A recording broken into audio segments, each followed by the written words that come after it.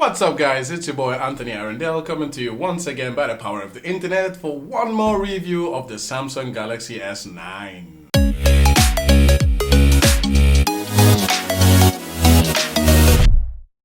Now guys, as you can see, I have the marvelous Samsung Galaxy S9. It's not the Samsung Galaxy S9 Pro, or should I say Plus. This is the standard variant, which if you look at it just from the front, you'd actually swear that this is the Samsung Galaxy S8, but you're wrong, it's not. It's actually, when it comes to design, it looks pretty much the same front. It's just about the same thickness. However, what really shines, or what really is new on this telephone is the camera. Now guys, as you can see, the first thing that you see when you turn this telephone on, it's this gorgeous screen, which is actually a 1440 by 2960p. This is a screen made by Samsung, a Quad HD Plus S AMOLED, which is quite bright, and it also has a 15% increase in brightness compared to its little brother from last year, the S8. If you look at the rest of the telephone, the build quality is superb. The back is actually made from glass, and of course the rest of the body is made from metal, so we have a glass and metal combination, and that translates into wireless charging, which is quite handy for those people that have a wireless charger lying around. If you look at the bottom of the telephone, yes, ladies and gentlemen, this phone actually has a headphone jack. Samsung has definitely hooked us up this time and has not forgotten it. The people that actually helped them to get to the top. We want the headphone jack. We don't want to go to Apple's way, so it stays. Moving on, we have a USB Type-C plug. And here we have our dual speakers. We have one at the bottom and one at the top, and this gives you stereo audio, and this is courtesy of AKG. Want to hear how good that sounds? Okay guys, one of the most unique features about this telephone, this is the very first telephone ever that comes with variable aperture. What does that mean? That means that this phone has can change apertures depending on the situation. In this case, I've got it on Pro mode, and I'm going to let you see if I want to take a daytime picture, for example, I put it on 2.5 and look, did you see that change? Go back, and then 2.5. See the aperture change? Yes, you did. It's on 2.5 right now, meaning that if I was to take a picture in the daytime, it should give me a better picture. I'm gonna take a little picture right now. Have a look. Looks pretty okay. And then I'm gonna go back and put it on 2.5. And as you can see the aperture change, I'm gonna take another picture and voila, no difference. A lot of people try this out, the different apertures. I really don't see the huge difference as of now, but I must say it's there and it's nice. I like it. The highlight of this telephone is of course the camera with its many different options. One of my favorite options of this telephone is obviously super slow motion, which runs at 960 frames per second at 720p. This thing takes some incredible shots. I mean, just look at that backflip. Wow, what can I say? I can't do it, but it looks fantastic. Moving on to the rest of the phone, guys, as you can see at the back, we have finally a well-placed fingerprint reader.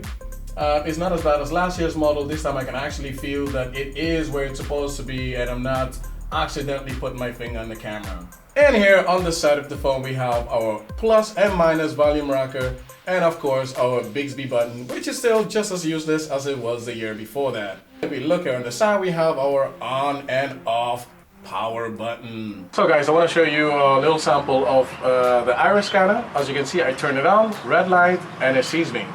Let's try one more time just to make sure it wasn't a fluke. And as you can see guys, it works pretty nicely. Should it not do the job, you always have your fingerprint scanner, which works amazingly. Now guys, now that we have spoken about the outside of the phone, let's talk about the inside of the phone. This is a beast. Let's get that out of the way first of all, okay? This is the European version, which comes with the exynos 9810, which is an in-house chip from Samsung. The markets that are gonna get this are the European market and of course the Korean markets. To give you a small idea of how this phone performs, I will be putting up a screenshot of the Antutu scores. Please have a look and pause it if you need to. Of course, all that power will not be anything without something to back it up like a good battery.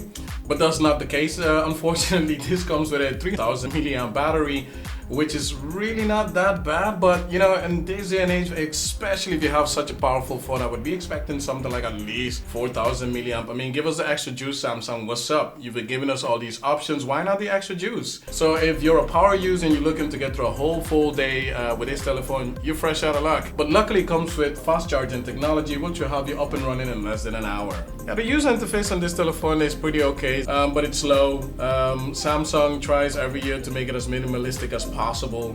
This year they did pretty okay, but it's still clunky. But the rest of the telephone, if you look further, you will see that yeah, it has the rest of the standard Android UI. It's pretty nice, it works pretty good. But when you go back to the home screen and then you're bombarded with all of Samsung's double applications. I mean, there's a double application for everything. We have what, like the Samsung Bixby, which is exactly the same as Google search. It's just too much. Earlier I was stressing about the camera, and guys, I forgot to mention that there is a front camera. Yeah! The front camera is actually 8 megapixels, which is actually not that impressive because it's the exact same camera that you can find on the Galaxy S8. So what I'm getting at in this case, guys, is that really this phone is special, but not really. And then the back, of course, we talked about the camera earlier, but I totally forgot to mention it was 12 megapixels. So now you know that. And now, guys, we're coming to my favorite part of the shizo, the pros and the cons. Con number 1. Yeah, I don't know if you saw that coming, but I certainly did. This phone is not gonna be turning no heads. It already did last year with its little brother Galaxy S8. This thing looks almost identical to the Galaxy S8 with just,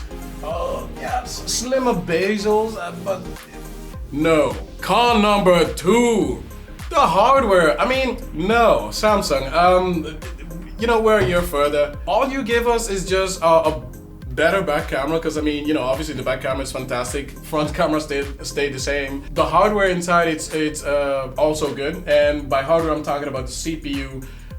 We in Europe, we get the Exynos 9810, and the Americans get the Snapdragon 845, which is fantastic. It works great, but I mean, you know, we waited a whole year, Samsung. I mean, throw some more on the plate. I mean, damn. Con number 3. Yes, guys, if you look at my emoji right now, you can clearly see that this is definitely not a hit. It's definitely a miss. I'm moving my arms around, but as you can see on the screen, nothing's happening. How stupid is this?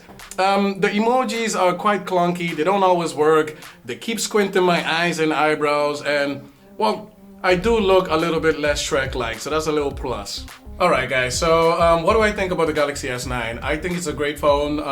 I think it does what it needs to do and it checks all of the Android boxes. But again, this phone is not really for everybody. What do I mean by that? I mean, first of all, the price is a bit steep. I think it's pretty okay. Was it worth my money? No, I definitely don't think it's worth my money. This is precisely the same phone that I already have, the S8. Only difference is again, the camera and a little bit of the hardware. Ooh, but is it worth my money? No. Is it something that I would recommend to somebody else?